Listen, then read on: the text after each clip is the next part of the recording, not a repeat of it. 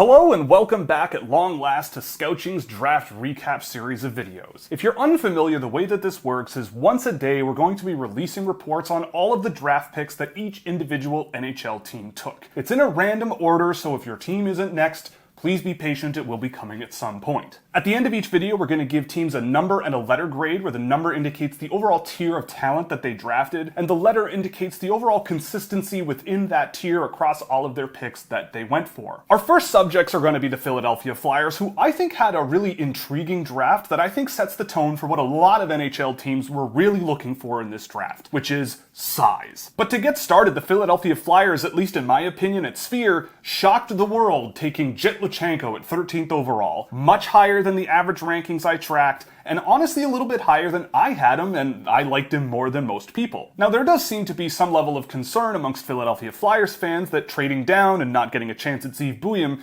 really ruined their first round draft selection, but honestly I would not be down on Luchenko whatsoever. For starters, he's close to a year younger than Ziv Buium, and honestly if you don't get a Berkeley Catton, Luchenko is not a bad consolation prize, and I really liked Berkeley Catton. Luchenko's just so smart. He goes to the net to make offense, he generates offense in ways you need NHL players to do. He is certainly a very selfless player that elevates everyone else around him. He's a really good defensive player as well, with potential for more. I really do think that the upside potential with Luchenko is really, really high. He may not be a top-line, high-end scoring guy that's an all-star every year, but I do think he's going to be a player that you absolutely love having somewhere in the middle of your lineup, and you can put some more offensive-leaning, skilled wingers with him or power forwards, and he can work off those players really well and help them generate offense.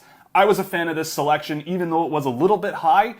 I mean, for one of the youngest players in the draft, I certainly would be willing to take a bet on Luchenko. Then we fast forward to the late second round, where the Philadelphia Flyers used their first of two second-round selections on Swedish center Jack Bergland. Now, I saw Jack Bergland here and there over the season, both at the SHL level and at the junior level, and I wasn't really blown away with what he brings, but I can see why teams value him. He's big, he's physical, arguably one of the more physical Swedish forwards in this year's draft, a very intense player. I just worry about the pace of his game overall, but he does muck it up and grind it up along the boards well and generates offense from those areas decently well. There were players in other directions that I probably would have looked at here, but if you're looking for big, heavy, physical guys that you think can just eat minutes at the bottom end of an NHL lineup, which at the end of the second round is a decent selection, I don't think he's a bad pick here. At 59, the Flyers went to Quebec and drafted another really young, long-term upside bet in Spencer Gill. Now, when I watched Spencer Gill this year, I wasn't really blown away with him either. I thought the pace of his game was really low, the skill level was a little bit limited and hard to project, but he is very tall and a pretty decent skater, and he does use his reach really effectively defensively, and he is again one of the youngest players in the draft, so the long-term potential here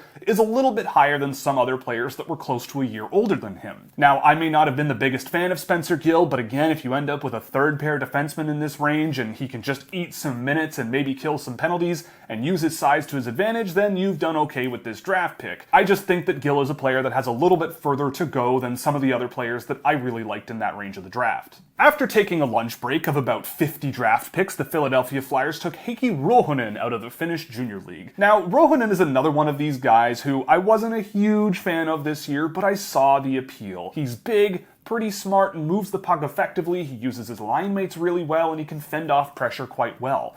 I thought he played really well at the under-18s, and I thought he played well enough where he got himself on my watch list this year, and based on what I saw of him over the course of the season, I did like what he brought a little bit more than what I saw out of Jack Bergland. So take that for what you will, but I found Ruhanen at 107 a decent pick, and I think that if you again end up with a bottom end of your lineup guy, which I think Ruhanen might be at some point, then you've done really well. So another decent pick here from the Philadelphia Flyers. Then we fast forward to 148th overall, and this one was really interesting to me, where they took Noah Powell from the Dubuque Fighting Saints of the United States Hockey League. Now, Powell is big and powerful, but has an absolutely wonderful wrist shot, scored a ton of goals this year, and did so with both that shot, as well as powering to the net, a few slap shots here and there, and just brought a really diverse goal scorer's game to the ice. Honestly, I thought Powell might be gone a little bit before this, considering how much NHL teams were valuing pure size, as Powell is not one of the smallest guys in the draft. But getting him at 148 is a really interesting pick here, and with a few years in college, again, maybe there's a player here that could fill out the middle or bottom of your lineup as a more offensive-leaning shoot-first guy. Then at 173, the Flyers must have pointed at someone and said, "Who do you like that's a lot of fun?" Because they drafted Ilya Potov from the Red Army Moscow team in the Russian Junior Hockey League. I am a huge fan of Ilya Potov, but he is a boomer-bust guy. I think he has the skill and creativity and the pace in his game to be maybe a top 6 guy, but I think that's a bit of a long shot, and I don't really see him being much of a bottom 6 guy at the end of the day.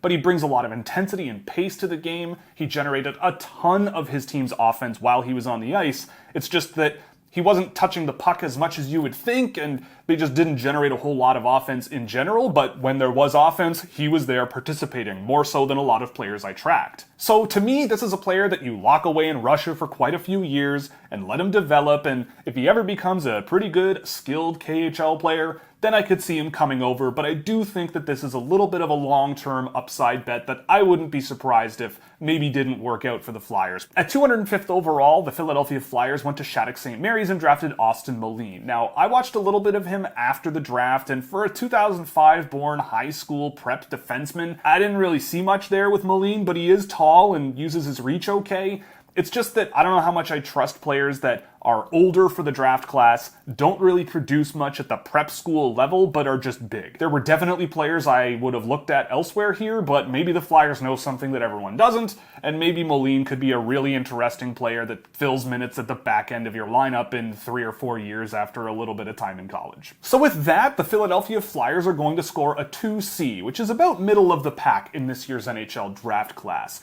I loved the pick of Jet Luchenko, don't get me wrong. I think there's a ton of upside there, especially if you're willing to be patient. And I definitely don't mind the selections of Jack Bergland and Heikki Ruhanen and Noah Powell and Ilya Potov. These are a really good balance of middle-tier players potentially.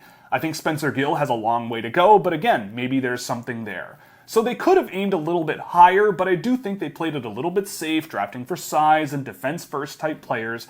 But I guess you do need those types of players, so for me it's about middle of the pack for Philadelphia, considering the picks that they had and who they left on the board where they selected. So with that, we're going to close out the Philadelphia Flyers report. If you liked it, be sure to check the description for our Fanatics affiliate link, where we'll get a small kickback on anything you buy in the store, or you could get a subscription to Scouching.ca, where you get access to a Discord server, exclusive data on drafted and undrafted players in the NHL, as well as plenty of other goodies you can check out on that site. So thank you very much for watching, and in the next one, we're going to be looking at the Edmonton Oilers.